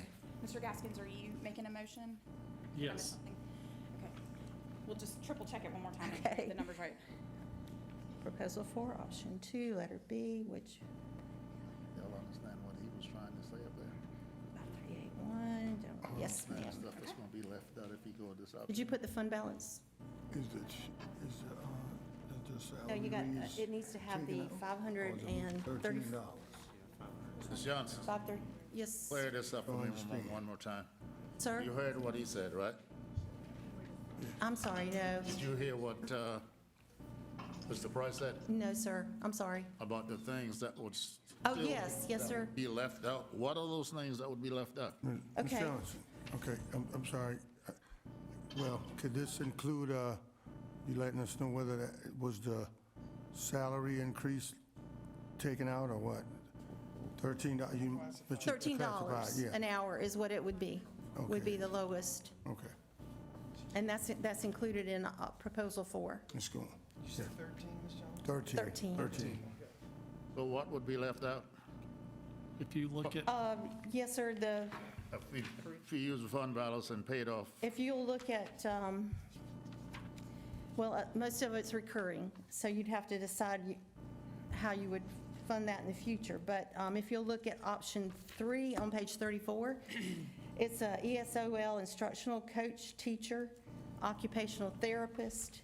And then in option 4, it's a STEM special area teacher for all elementary schools and a chorus theater teacher at Andrews High School.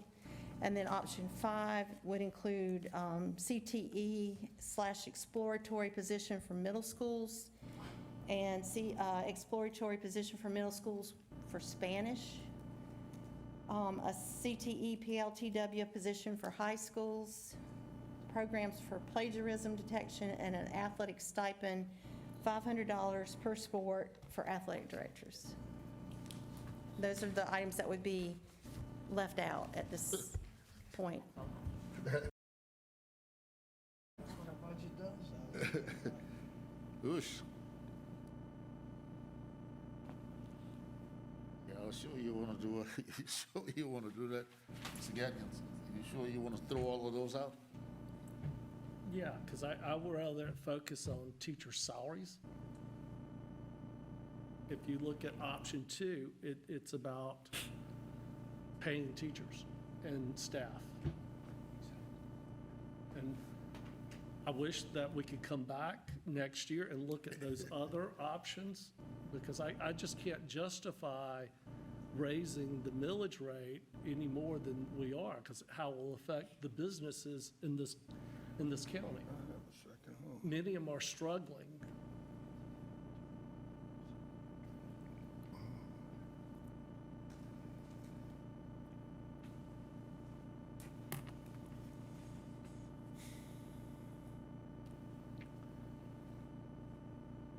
Fund balance, yes.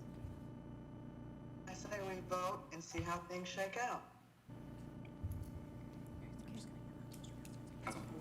I believe Ms. Thompson is verifying that we have the items needed in the motion to make sure it's official. So I think that's what she's checking on now. All right, here's the motion. Mr. Chairman, I move that we vote to accept proposal number 4, option 2, letter B, which will consist of an estimated millage of 119.4, an estimated millage of $1,305,381, and an estimated general fund budget of $97,206,883,000. The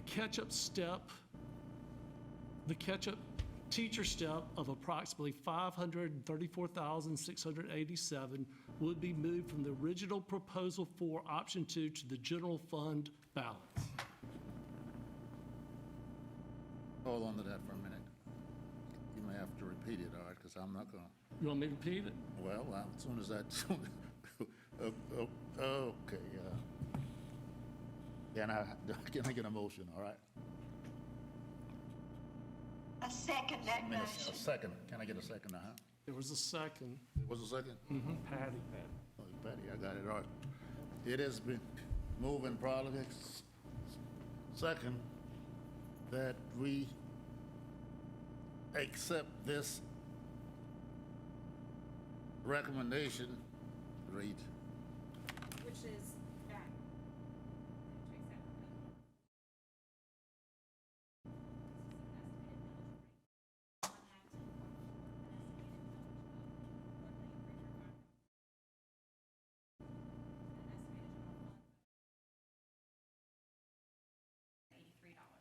The catch-up teacher step,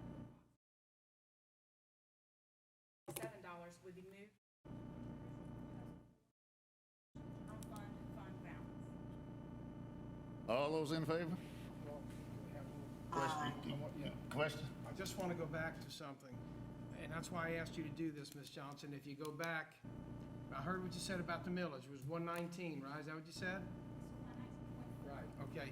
If you go back to number 4, I just want everybody to understand this, and you look at the millage compared to these other districts that are like ours, ours is rather low compared to other places. I just want the public to understand that as well. Good point. I mean, when you look at York 2, 231 mills. You know, we're almost half that. So, you know, I think we've done a very good job when you look at these that are similar to ours. You've heard the motion. All those in favor? Aye. Opposes? None? Take your budget home, sweetheart. Motion is carried. Thank you. And I would like to, Dr. Lance, just Okay. thank you all for your support. Thank Mr. Price, Mr. Street, and Ms. Altman in my office for helping me put all this together. And then we have request for holding public hearing, budget. Yes, sir. Okay. We're going to need a meeting on the 28th. We would have the public hearing at 5:30 and then have an open session immediately after to actually adopt the budget that we'll be presenting to you that night. Do I have a motion? So moved. Second? It's been moving properly. Second, that we accept the request to hold a public hearing regarding budget on June 20th, 2022. Those in favor, let it be known by saying aye. Aye. Opposes? None? Ayes have it. Motion is carried. Thank you. Thank you, Ms. Johnson. Thank you.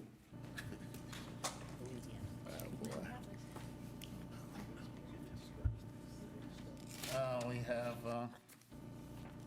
we're getting to the end of this, so just be patient, please. Board Superintendent, comments or requests? Board members, you have any serious knowledge to share? Mr. Price. I know he always good. He always absent. If not, then don't hurt yourself, Mr. Price, but we await Thank you, Dr. Lance. All right. I hear you. Good evening, Chairman Lance, ladies and gentlemen of the board. I apologize for being unable to attend in person due to being under the weather, but so appreciative of the ability to be able to participate virtually. Let me begin by congratulating all of our students and employees who were recognized earlier tonight. We have a lot of very talented people who are committed to Georgetown County School District, and we have so much to be proud of. Attending the promotion and graduation ceremonies last week was so refreshing and rewarding. In listening to so many different addresses, the recurring theme that I heard was that of perseverance, determination, and hard work. Our students have learned a lot of valuable lessons the past 3 years that can't always be found in a textbook or in the standards. They've also been introduced to a new teacher whose class they've never been in, but instead stares back at them every time they look into the mirror. Today's students have gone through and learned so much about themselves that I'm confident that they will be prepared for the challenges they will encounter in their future. Since our last meeting, we've recognized some individuals for their achievements this year. Julia Painter from Carvers Bay High School was named our Rookie Teacher of the Year. Ronnie Trappier from McDonald Elementary was named our Support Staff Person of the Year. And Christine Wesley was named our Bus Driver of the Year. Congratulations to these 3 talented individuals. We are so appreciative of your contributions to our students, our schools, and our entire school district. We're very fortunate to have you all as members of the GCSD family. Mr. Lee Glover was named as the new principal for Pleasant Hill Elementary. While his service and commitment to Carvers Bay Middle will certainly be missed, I am excited for the new opportunities that he will have at Pleasant Hill. And finally, our modified calendar survey has been completed and will be going out tomorrow to all stakeholders. Be on the lookout for an email to all students, parents, and employees. We will also place information about it on our website and our social media page. The survey will stay live through the end of August, so everyone will have ample time to participate if they wish to. Thanks to our board for all of your hard work and support to GCSD throughout the 21-22 school year, and I look forward to an even better year in 22-23. Thank you, Mr. Chair. All right, we need an executive session to discuss personnel matters. That's on that. Do I have a motion to? Second. It's been moved and properly second that we go into executive session. Without objection, let's go. Anybody object? Suspect it would be. Trash can.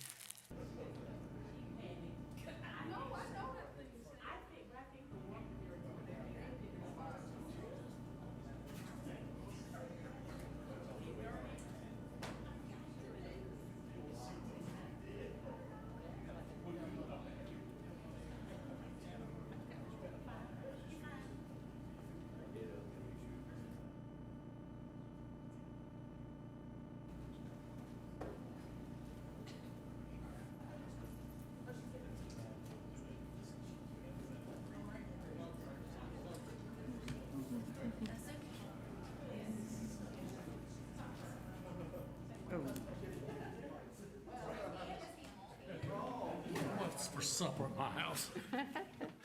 Can I have a motion to come out of executive session? Pat has it. Come out of executive session. I move that we come out. We're not all here yet. Wait a minute, do we have 1, 2, 3, 4, 5? Should we have done that before we We left? don't need that, all right? Okay. We have 5. That's a quorum. That's That's enough. a Five's a quorum. quorum. That's a quorum, all right? Do I have that? I move that we come out of executive session. Second. It has been moved and properly second that we come out of executive session. All those in favor, let it be known by saying aye. Aye. Opposers, none. We are executive session.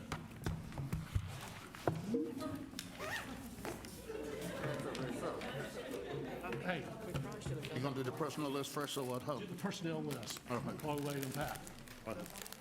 No, we got the big personnel list. Can y'all hear Mr. Price? That's still.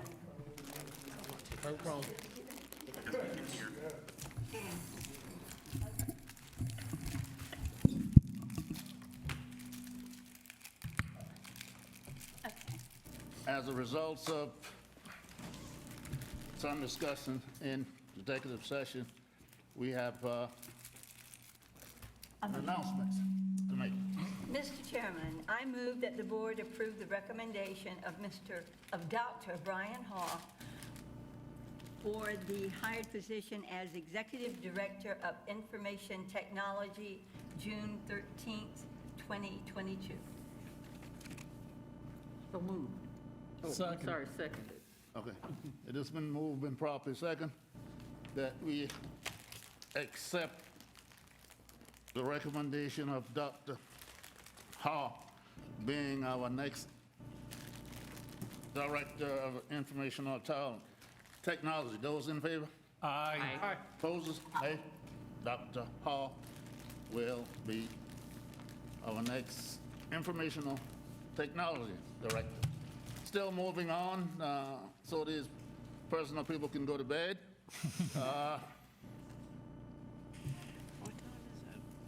Administration recommends approval of the personnel list as presented. So moved. Second. It is been moved and properly second that we accept the personnel list as presented. Those of you in favor, let it be known by saying aye. Aye. Opposers? None? Ayes have it. Motion is carried.